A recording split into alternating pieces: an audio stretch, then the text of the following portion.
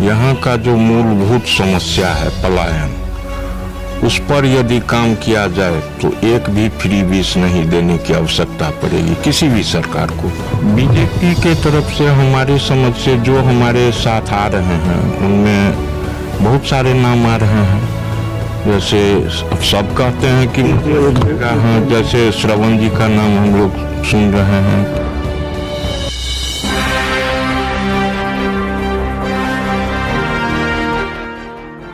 नमस्कार, बिहार मिथिला न्यूज में आपका स्वागत है। मैं हूं मनोज।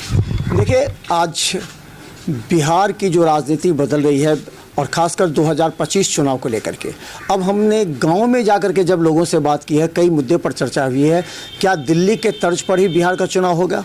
क्या दिल्ली में जो वादे बीजेपी की या आप केजरीवाल की या कांग्रेस की, 500 रुपये का सिलेंडर, 200 यूनिट बिजली फ्री, 2500 रुपया, यही बात तेजस्वी बोल रहे हैं। बिहार की राजनीति में भी इसको लेकर के जनता के बीच अब चर्चा हो गया। अमर कुमार झा हमारे साथ, और हम बता दें अभी हम सुपौल में हैं। ये सुपौल पंचायत है और ये पुराने राजनीतिज्ञ हैं और इनका राजनीति से बहुत ज़्यादा लगाव भी है, अनुभव भी है और विश्लेषण भी करते हैं।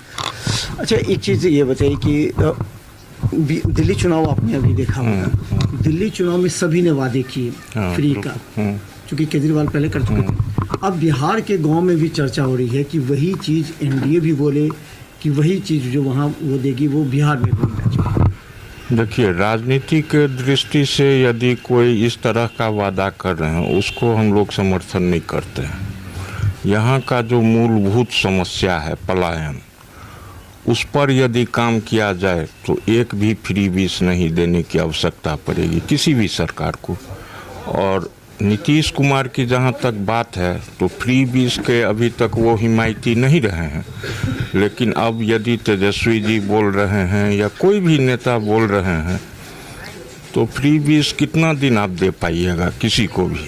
वो बढ़ते ही चला जाएगा। आप देख लीजिए, फ्री बीस बढ़ते ही जा रहा है। हर राज्य में कहीं 500, कोई 2500, कोई 3500 बोलते जा रहा है। मिलता है या नहीं ये बात तो नहीं कह सकते हैं। हम तो खुद दिल्ली में बहुत नज़दीक से चुनाव देखे हैं। वादा तो हुआ था, अभी अब देखिए मिलता है या नहीं। यही चीज़ क्या बिहार में भी संभावना है? अब अपेक्षा गांव के लोगों को हो गया कि हमको भी वही चीज़ चाहिए, 500 रुपये में सिलेंडर चाहिए, 200 यूनिट बिजली फ्री चाहिए। देखिए, मुफ्त एक ऐसी चीज़ है ना जिसके लिए होड़ लगी रहती है, लेकिन मूलभूत जो समस्याएं हैं उस पर कोई चर्चा नहीं होती है, ना कोई राजनीतिक दल बोलते हैं, कोई कुछ नहीं बोलने के लिए तैयार है। हम इतना देंगे, हम इतना देंगे, लोग जिधर जाने का है उधर चले जाते हैं। तो यही है समस्या, और क्या हम इसमें कह सकते हैं? ये तो नेता लोग जाने जो नहीं, जनता भी अब माइंड मेकअप वही कर रही है। जनता का जो हम लोग का मनोभाव यहाँ पर हम लोग जो फेस करते हैं प्रॉब्लम्स, फ्री बीस आप कितना दे पाइएगा? 2500 से तो कुछ होने जाने का है नहीं। फ्री बीस आप दीजिए, ठीक है, ये हम गरीब को दे दीजिए जिनको आवश्यकता है।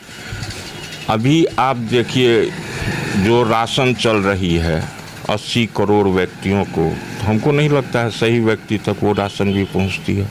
जो असल में उसके हकदार हैं उनको नहीं मिल पाता है, जो नहीं हैं उनको मिलता है।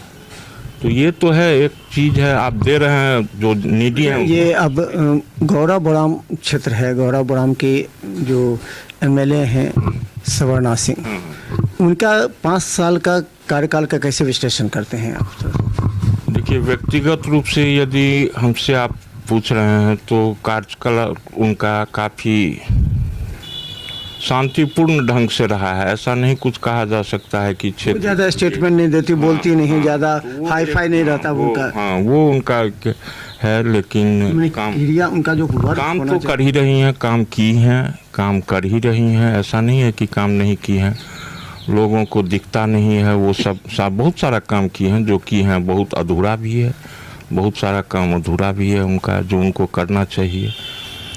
और जनता के बीच में थोड़ा कम उपलब्ध रहती हैं, तो ये एक उनके साथ बहुत ज़्यादा समस्या है। क्षेत्र की जनता जो जा रहे हैं उनके पास किसी भी कामों के लिए, तो वो उपलब्ध ही नहीं है। तो उपलब्ध नहीं है तो जनता को थोड़ा सा मायूसी हाथ में आती है कि वो जनता के बीच कम आती हैं, कम रहती हैं या कम उनका क्षेत्र में कम प्रभाव रहता है। इस बार क्या होगा चुनाव में? लगता है कि इस परिस्थिति में बीजेपी के दूसरे कैंडिडेट का भी नाम आ सकता है, उनको उन पर भी कितने और कैंडिडेट हो सकते हैं? मतलब आपके नज़र में, आप यहाँ के पुराने नेता हैं, अगर सवर्णा सिंह नहीं तो और कौन कौन हो सकते हैं? बीजेपी हो या बीजेपी के तरफ से हमारे समझ से जो हमारे साथ आ रहे हैं उनमें बहुत सारे नाम आ रहे हैं। जैसे अब सब कहते हैं कि हाँ, जैसे श्रवण जी का नाम हम लोग सुन रहे हैं कि श्रवण चौधरी हैं, तो वो भी प्रयासरत में है कि मुझे मिल जाए। अब देखिए क्या होता है, ये तो सिटिंग विधायक हैं, तो अब क्या होती है ये तो ऊपर वाला ही करेगा, ऊपर के जो लोग हैं वो लोग करेंगे, हम लोग तो इसमें कुछ नहीं कर सकते हैं। जो भी लेके आएंगे, मतलब जो एनडीए का टिकट जो भी लेकर के आएगा उसको लोग वोट देंगे। अच्छा, ये मुकेश सहनी के बारे में क्या चल रहा है? मुकेश सहनी का ये क्षेत्र माना जा रहा है, ये सीट तो उसका तय ही माना जाएगा, महागठबंधन में उसको सीट मिलेगा, उसको सीट मिलेगा ही जाएगा। और अगर मुकेश सहनी के साथ तो छलावा हो गया तो क्या लगता है कि मुकेश सहनी फिर, इसीलिए वो अपने भाई को चाह रहे हैं कि हमारा भाई को मिलेगा तो छलावा नहीं होगा, तो लगता है कि मुकेश सहनी इस बार यहाँ के क्षेत्र से चुनाव जीत सकते हैं अगर सवर्णा सिंह हो या उनके पति हो या कोई भी बीजेपी कोई भी हो। देखिए मुकेश सहनी जी का व्यक्तिगत जो है, यदि उनके भाई साहब आते हैं, संतोष जी उनका नाम है, वो काफ़ी एक्टिव हैं क्षेत्र में, संपर्क में हैं, लेकिन बहुत ज़्यादा संपर्क कहिएगा वो नहीं है उनका, वो उनका अपना एक वर्ग विशेष में ही संपर्कित वो हो रहे हैं, तो उसमें जनता के बीच नहीं रहते नहीं। और मुकेश जी तो कहे बड़े आदमी हैं तो उनका अपना अलग एक है, तो यहाँ तो वो अपने भाई को ही कह रहे हैं कि उनको हम देंगे। अब देखिए संतोष जी भी संपर्क में हैं, लोगों से कर रहे हैं संपर्क, लेकिन उस अनुरूप में नहीं है। क्षेत्र की जनता अमूमन है एनडीए के साथ में, और ये ऐसा नहीं है कि हम एनडीए के सपोर्ट के एवज में, एनडीए में आप मोदी जी को देख रहे हैं, योगी जी को देख रहे हैं, नीतीश कुमार को देख रहे हैं, इस आधार पर कह रहे हैं कि जैसे एनडीए को मिलेगा। एनडीए को ही मिलेगी, लेकिन उधर संघर्ष है, ऐसा नहीं है जो पिछले बार आराम से जीत हुई थी वो इस बार संघर्ष। इसके पीछे एक ही बात है ना कि जनता को जो दिल्ली में वादा हुआ वो चीज़ मिलेगा तो जनता वोट देगी। गरीब जनता जो है 500 अगर सिलेंडर फ्री कर दे तो जनता इस मुद्दे पर प्रभाव डालेगा, ये अवश्य प्रभाव डालेगा। दे ना दे वो अलग बात है, यदि इस तरह का घोषणा हो जाती है क्षेत्र में तो इसका एक व्यापक प्रभाव पड़ेगा वोट पर। अच्छा, एक अंतिम सवाल, क्या लगता है कि महाकुंभ हुआ और योगी जी ने बहुत बेहतर व्यवस्था की, पूरे देश के लोग आए, तो क्या महाकुंभ का भी वोट में तब्दील होगा अगर योगी जी आते हैं क्षेत्र में? हमारे क्षेत्र से अमूमन कोई भी ऐसा घर नहीं छूटा हुआ है जो कुंभ में नहीं गए हों, सभी गए हैं।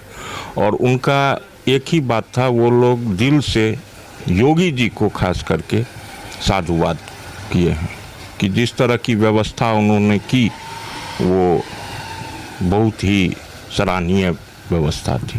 अगर योगी जी आते हैं तो क्या लगता है कि 10-20% वोट बढ़ सकता है क्या एनडीए में? निश्चित उनके आने से, निश्चित उनके आने से बढ़ सकती है। तो हम बता दें कि देखिए, जब भी क्षेत्र में जाते हैं, इस बार महाकुंभ में जिस तरह 67 करोड़ लोग पहुंचे थे, और ये कहा जा रहा है कि चुनाव में अगस्त सितंबर के बाद योगी जी का भी कार्यक्रम बिहार में लग सकता है।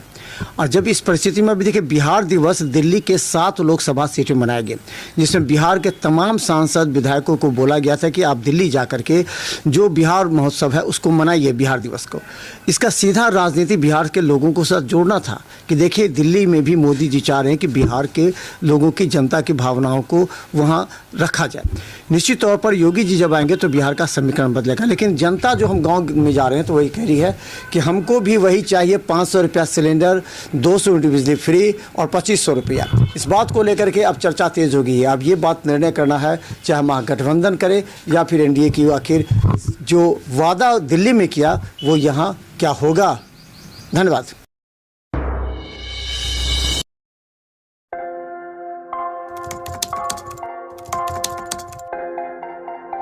मतलब ये हुआ जुमला हुआ, ऐसा कोई नहीं कर सकता है दुनिया में।